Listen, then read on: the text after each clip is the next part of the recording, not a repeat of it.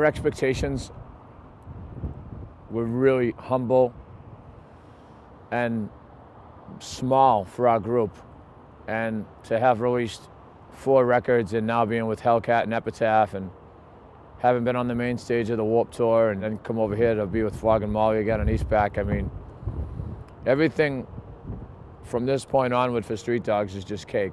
We've already achieved our goals. I mean, we're really grateful. We're grateful for the people who take time and money out of their lives to come and see us too. And before the show and afterwards, we're accessible to them. We talk to them, and we're like on equal footing with them, and they're on equal footing with us. Keep it coming, don't stop. Coming, keep it coming, don't stop. Coming, keep it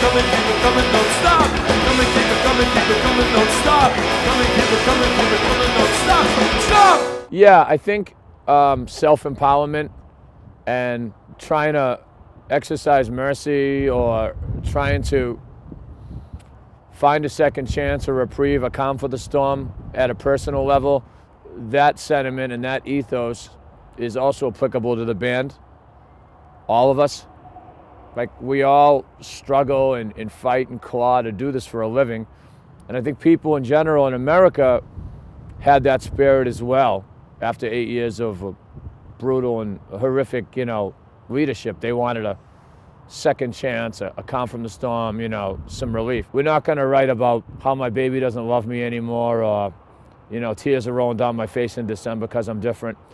I think what we want to talk about is things that make you think, things that elicit reactions, whether pro or con. And I think we want to do, punk rock a service by writing about meaningful things and get people to identify and to think and to agree or disagree. That's why we're always grateful to people who come and take time and money out of their lives to see us or buy a record or even steal a record. That's fine by me too.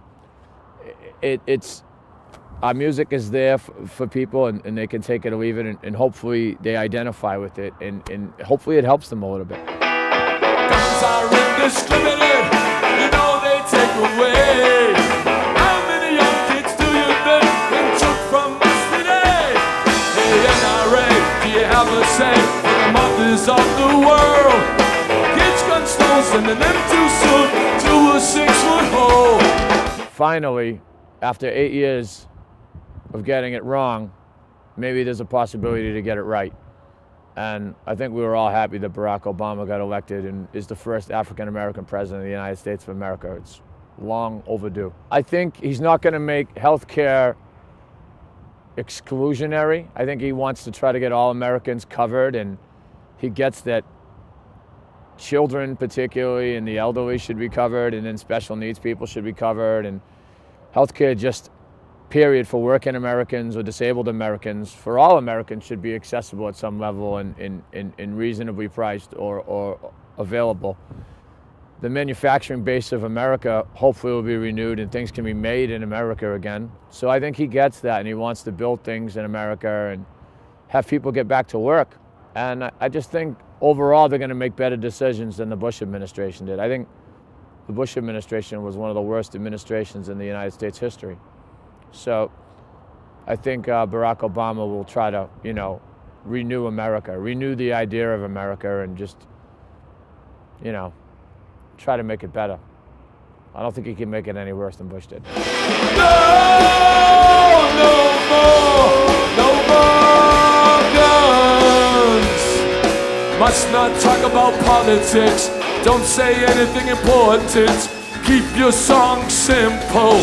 You better look fashionable. Working class people, men, women, basically are the class in a country that, makes that country run. When I grew up in Boston, and I don't wear it like a badge of honor or I shouldn't get a pat on the back or a special star on my forehead, it's just where I came from. It's what I knew. Like, my father worked for the Massachusetts Busing and Transit Authority, and he was in a labor union. My mother works now for the city of Boston as a transportation, she works at the transportation department in City Hall.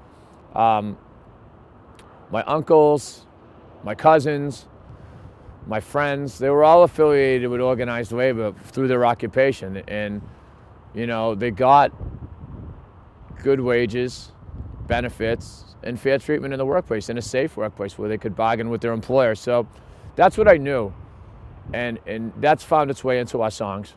I think organized labor helped with establishing Social Security, helped with weekends off, and helped with minimum wage and prevailing wage in the U.S. In America, labor isn't as organized as it once was. I think 12% of all labor in the United States is organized or affiliated with labor unions. So hopefully under this new administration and a Democratic Senate and House majority, I think maybe the labor movement or organized labor in the United States will have a leg up and maybe rise again. I mean, I don't have any resentment or bad feelings towards upper class people or even lower class people or people who come from other like job occupations. But if people say, you know, where are you from or what are you familiar with, that's what I'm familiar with. Like I can't write songs about, you know, things I don't know about or things I don't have any personal involvement with. It's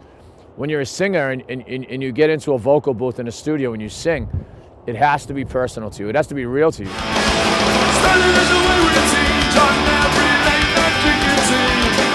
The number every night put the song on last to go. And that reputation grew till everybody knew.